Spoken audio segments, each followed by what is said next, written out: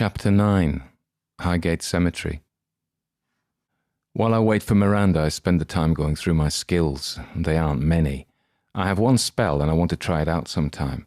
I'm considering what other skills to add to my repertoire when Miranda phases into existence as she logs back on. She leans over and gives me a friendly punch on the arm like she does in real life. "Nice to see you again, Adam." It's only been an hour or so. Still nice. Anyway, to work. We stand outside the church-like exterior of Highgate West Cemetery. "Which way did you come?" I ask. She indicates behind her. "I caught the bus to Highgate Village and walked down from there. I was here earlier but logged off again." I peer through the black iron gate. "Are you ready to go in? Do you remember where Julia told us the tomb is?" The sky has grown overcast and grey clouds form a high lid to our world. As I had anticipated, it's getting dark. "We shouldn't have left it so late," Miranda says. "I'm exasperated. It's you who had to log off, and you said it would be better in the dark." She gives me another friendly punch on the arm. "Oh, Adam, you're so easy to wind up. Let's go." As we walk through the black iron gate of the cemetery, Miranda says, "You know, I think I saw Julia watching me from one of the shops in Highgate Village just after I got off the bus." She's maybe not as innocent as she seems in all this. I shrug. Or maybe they use the same model again and again. If they had to make each NPC completely unique, that'd take tons of coding. "You're probably right, you usually are." At work, there was a joke. I'd never admitted I was wrong. This is what she's referring to. There's a semicircular area with stone steps leading up into the cemetery proper. We climb the steps and are soon on the gravel path leading deeper into the cemetery. The place is looking unkempt. Rank weeds grow over some of the tombs, and some paths between the trees look uncared for. While I'd awaited Miranda, I'd looked up the history on the wiki. The team of gardeners had gone to war, and like most of the other men of their generation, hadn't come back. The Highgate Cemetery Company hadn't been able to employ so many gardeners since then, so it was slowly going to the dogs, or the weeds. I look around and take in the sounds. It's clearly good for wildlife. A blackbird gives an alarm call as we walk past, and jackdaws noisily roost in the high treetops in preparation for the coming night. It's now gloomy amid the undergrowth. We walk past ornate, overdone Victorian tombs where taste is defeated by money. "Is it up here?" Miranda points to a long and narrow way through rows of sombre sepulchres, tumble down and ivy-covered. "I think so. Worth a look." We turn off the main path and walk purposefully down the path that here is earth rather than gravel. Grass grows long and bushes reach across our path, catching at our clothes. After walking round 100 yards deeper into this less frequented part of the cemetery, we find the tomb Julia described. On it is carved the Assyrian god Ashur, and an inscription in German says, "Here lies thy faithful servant, Lord. I have fought a good fight. I have finished my course. I have kept the faith." Miranda stares at the inscription. I don't know about him keeping the faith. From what I hear, he wandered a long way from Christianity. I give a hollow laugh. A breeze shifts the branches, and I'm suddenly nervous standing here in a game that's as real as the real thing. There's something about this place that disturbs me. I get that damn itching in my head again. I really don't believe in the egg, but even as I dismiss the idea, it makes me shakier. I think I hear whispering. Shadows gather between the tombs and under the dark yews and holly trees. From the dark, faces leer. That's what you get from 70 sanity. But it's just a game mechanic, a damn well done one. But it isn't a sign I'm going really crazy. Miranda is sizing up the sepulchre door. It looks as if the tomb has been intended for a family. It's far too big for one coffin. I don't answer. I've heard more whispering, and despite myself, I'm staring into the shadows behind. "Creepy here, isn't it?" she says. I nod. They've done a good job with the atmosphere. "Let's go in." My mouth dries. For some reason, I don't want to go in. The black iron door isn't very high, so we'll have to stoop. And there's a padlock securing it. I point. Miranda winks and withdraws a pair of bolt cutters from her inventory. I put some points into burglary and made a visit to the local ironmongers. These are very useful. She's still funny. I try to laugh, but the dreadful atmosphere of the place weighs on me. The air seems to be getting denser somehow, darker, like paper soaking up black ink. A crow lands in a yew tree just behind me and makes me jump. Miranda laughs again. "You're very nervous, Adam. It's only a game." "Get on with it then." I sound snappy even to myself, so I add, "Please." Miranda snips the padlock. Immediately, a message flashes up on my HUD. Reputation, -5. "Damn," I say. I should have guessed grave robbing would affect reputation. She must have got a hit on reputation too, but doesn't seem to care. "Don't worry, Adam, it's only reputation. You can get it back by being nice to kittens or something." Maybe she doesn't know, I say. "If you get too low in reputation, the police come after you. If it's bad enough, they shoot you on sight." She takes the broken padlock from the door. "I used to play games like that when I was a kid. You can usually pay a bounty or something to improve your reputation before it gets bad."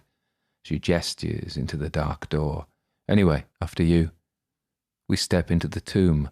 The stink of fresh death is thick in the place and sends me gagging. Miranda laughs at me. "What do you expect? He's only been dead a week or so." With my hand to my mouth, I say, "Jesus, that's disgusting." I don't have a handkerchief, so I pinch my nose. If it was dark outside, it's far darker in here, I say. "I can't see." Miranda pulls a lantern from her inventory and lights it with a match. The yellow light flares suddenly with a smell of paraffin. "What would you do without me, Adam?" If the stink of the place bothers her, she doesn't show it. It makes me feel sick. I don't answer what I'd do without her, so she says, "I had a better tutor probably. Mine is the Count of Monte Cristo." That makes me laugh even in this place. Each player must get a different starter tutor, but the Count of Monte Cristo. I look around the tomb. I hope I'll find some obvious clue to the statuette or even the statuette itself, but there's nothing.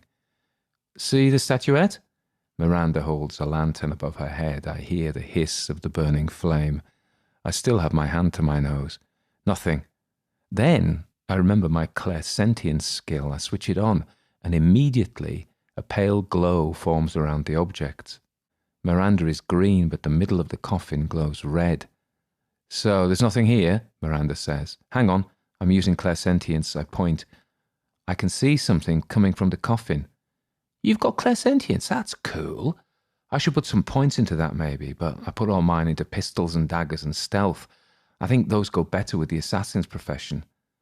I can't get over how relaxed she is. I step over to the coffin. The stink is even more noxious here. "So, are we going to open it?" she says. My stomach heaves. I don't really want to see the putrefying corpse of her Sprengler, but it looks like I'll have to. She sees me hesitate and punches me again in the arm. "Don't be such a wuss." Miranda has the bolt cutters in her hand and she moves towards the coffin lid. She levers it up with the handle of the bolt cutters and the lid budges easily. It's not even nailed down. Why would they nail it down? She chuckles. "You never know in this game." She nods at the lid. "Lift it then?" I bend down to my unpleasant task. As we lift the coffin lid away, I get another reputation -5 message on my HUD. Grave robbing is not an honourable job. Sprengler's face is blackened and his eyes have sunk into the skull. His greying hair lies lank and grease-laden. Some noisome liquid has poured from one of his ears into the coffin lining. I retch and turn away to heave up my guts in the corner of the sepulchre. Even Miranda has to step away. They don't have to make it this realistic. Then it's her turn to be promptly sick. I wish I had a handkerchief to wipe my mouth, but I spit out the bile and look back towards the coffin. Using clairsentience, there's a definite red glow coming from the stomach area of the corpse. Whoever wrote this quest has a sick sense of humour. At least I have gloves. I'll throw them away after I've finished here. Plucking up my courage and holding my breath, I go back to the coffin. Another sight of the cadaver collapsing in on itself is enough to make me sick again. When that's done, I go back for the third time and search the pockets of a black suit Sprengler has been buried in. Miranda holds the lantern high so I can see what I'm doing. "You don't suppose he'll rise from the dead or anything?" I stand away and my hand goes to my Browning in my jacket pocket. I suppose it's possible. If he does that, I'll shoot him and we'll run. He doesn't move. I search again in the pockets, trying to ignore the hideous face of the dead man staring up at me with his deflated eyeballs. I find nothing in the pockets, but the glow still in the stomach area. "Looks like there's nothing here," Miranda says. She looks around idly. "I thought there'd be some clue in the tomb. What's the point for us coming here otherwise? and there must be a way for us to complete the quest. I stand there with my gloved hands hovering over the corpse. Then I unbutton his shirt to reveal a stomach sewed up with black thread. I say grimly, he disemboweled himself. That explains all the blood Julia described. Jeepers, that's horrific. What a way to kill yourself. His mind was disturbed. You're not thinking the statuette is in his belly. How can that be? I think quickly. It's possible he didn't want anyone to find the statuette. He's horrified by it as well as being fascinated and unable to give it away. What if he heard someone coming, someone searching for the statuette, someone he really didn't want to have it? He knew he was going to die anyway, so cut himself open and with his last breath put the statuette inside his belly. Miranda twists his face. Gross, who could do that? I guess you can do anything if you're scared enough. But wouldn't the undertakers find it? I shake my head. I guess they just wanted to sew him up with the least possible fuss. I bet they just pushed his guts back in without rummaging around. A sudden macabre humour shakes me as I imagine the scene. I start to laugh and Miranda looks at me like I'm crazy. She says, I don't know what's funny about this. It's disgusting. I just can't help it. I don't know why. What's your sanity at? 70. That explains the inappropriate laughter. What's yours? Mine's 95. I guess she hasn't been reading eldritch tomes like I have, and she didn't hear the thing in the house. Miranda produces a knife that gleams dully in the light of the paraffin lantern. Will you do it, or should I? I stop laughing now. I look at the knife in her hand. I don't want her to think I'm scared. I'll do it. You're going to lose a lot of reputation points if you do. She's right, but I say, I can't let you do it. You're a girl. She raises an eyebrow, but before she can protest further, I take the knife, stick it in Sprengler's stomach and hack down to cut open the stitches. His rotten guts spring forth as the containing flesh is released. The stink of it makes me retch, but I have nothing left to throw up. You observe something horrific, -10 sanity. You commit a reprehensible act, -10 reputation. The red glow comes ever more strongly from inside the dead man's stomach. There's definitely something in there. She says, wait a sec. You know he says he avoided touching the statuette? I nod, yeah, touching it with your skin summons something. You've got your gloves, I nod, should be okay. I don't want to put my hand into Sprengler's stomach cavity, but someone's got to do it. Might as well be me. I reach in and root around among the squirming intestines until my fingers close around a small, hard object that must be the green statuette. I pull it out and hold it glowing red in my hand. Cold tendrils of horror spread from it. Whatever deity this statuette represents is evil beyond the comprehension of man. Its blasphemous, tentacled face looks at me as if it's alive. Miranda comes closer, grimacing. That's fucking horrible. Can you feel the evil from it? She holds the lamp close. She may find it evil, but it fascinates her. Lift it up to the light. I do. Slime from Sprengler's rotten guts coats my gloved fingers. As I hold it higher, the statuette slips from my fingers. Instinctively, she catches it in her free hand, her free, gloveless hand. Oh, fuck, she says. I feel a gust of wind. Something shuffles outside. Something's outside the entrance to the tomb. We pulled the door to behind us, but I can definitely hear something out there. What's that? She says, but she knows. We stand stock still, listening. She's staring at the door. A bird? I shake my head. Too big. Maybe a badger or a fox. She's kidding herself now. There's a terrible groaning, and the door is kicked in. A tall black creature enters. My clairsentience gives it a bright red glow. Its eyes are red and its mouth full of squirming feelers. Furled bat wings stand out from its bony back. Its hands have 3 talons and it seems to shift in my vision as if it's not totally of this world. Miranda gasps. What the fuck is that? You observe something especially horrific. -20 sanity. I reel backwards. Miranda has a statuette gripped in her fist. I reach into my pocket and pull out my Browning. I fall back to the far wall of the sepulchre as the thing comes slowly into the tomb. Its mouth is so disgusting with the writhing tentacles like black maggots. Its eyes are shifting red dots. I cock my pistol, finger on the trigger. I blaze off 3 rounds at the hideous batwing monstrosity as it gets level with the coffin, then 2 more.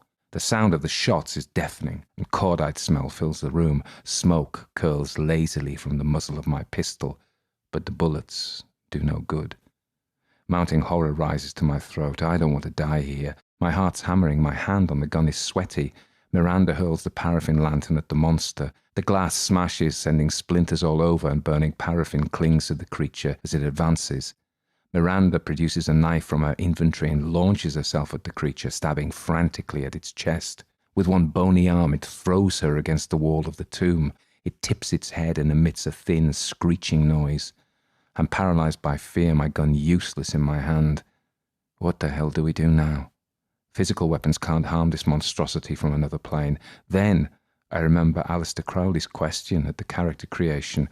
How did I want to fight, with brawn or brains? Brains, I'd said. I have a spell. Miranda struggles to her feet and runs at the creature again. This time it fastens itself around her, wrapping bony arms round her to pinion hers.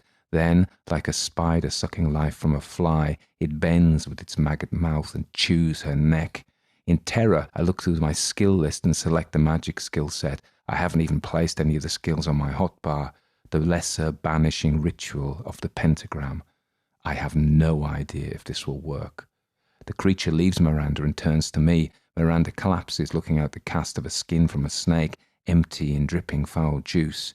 Its red eyes have a membrane, and red chemical lights dance there. The feelers of its mouth flicker as it approaches me, and its bat wings rustle. It howls again, sending me stumbling, then lashes out. Health -17. I select the button for the banishing ritual. Immediately, I begin to make pre-programmed ritual movements, and my mouth forms holy names. I inscribe a glowing pentagram in the air with the index finger of my right hand. And as I call on the aid of the 4 archangels and vibrate the holy names of God, the thing is blasted from our plane. Mana -20. You have killed Night Gaunt, 200 XP. Reputation, +10. Everything goes dark as the thing's evil glow is extinguished. I run over to the bloody finger of Miranda, who lies slumped where the monster has digested half her throat and sucked out her life. She's already dead. You observe something especially horrific, -20. I stand there hoping she'll come back, but she doesn't, of course. In the end, I rip some of her shirt to wrap the statuette. When it's in my hand, I transfer it to my inventory. Then, with a backward look into the darkness of the tomb, I walk through the shadows of the cemetery, gun in hand, looking out for assailants. My sanity is low now, and I see creatures in every pool of darkness. The moon above speaks to me. The coiled voices of snakes reach out to trip me. It's after hours, and the iron gates are closed. I find a low spot where the earth is banked up against the wall and pull myself over. I drop into the quiet of Swain's Lane and walk up the hill to Highgate Village, from which I catch a cab. My health and mana do not regenerate. I'm dog-tired, and as I have no in-game message from Miranda, I plan to log off to try to contact her in the real world. I still don't believe she can be dead.